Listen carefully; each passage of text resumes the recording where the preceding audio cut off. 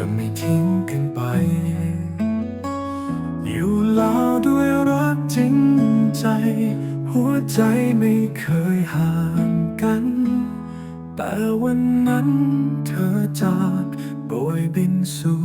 เกาหลีบอกฉันเพียงไม่กี่เดือนจะกลับมาอยู่เคียงข้างกัน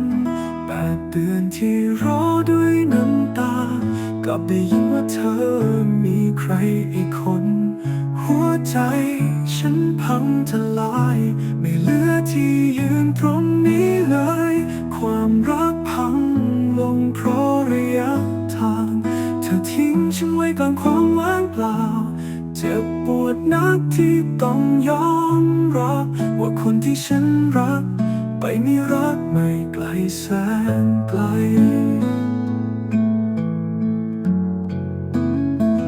ฉันยังยืนอยู่ที่ลาวรอเธอกลับบ้านเรา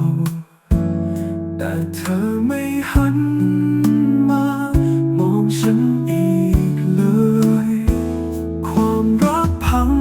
ลงเพราะระยะทางเธอทิ้งฉันไว้กลางความว่างเปล่า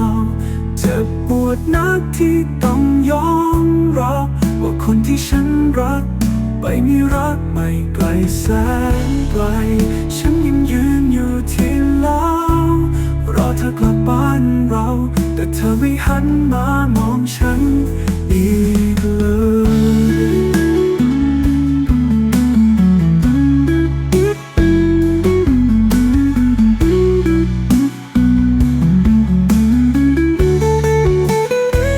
ความรักพังลงเพราะระยะทาง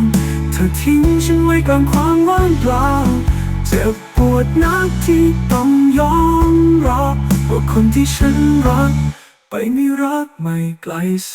นไกลเมื่อเธอเลือกเดินจากไป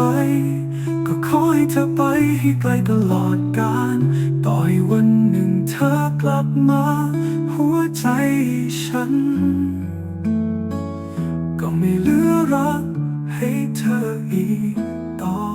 ไปกลับไปแล้วไม่ต้องกลับมา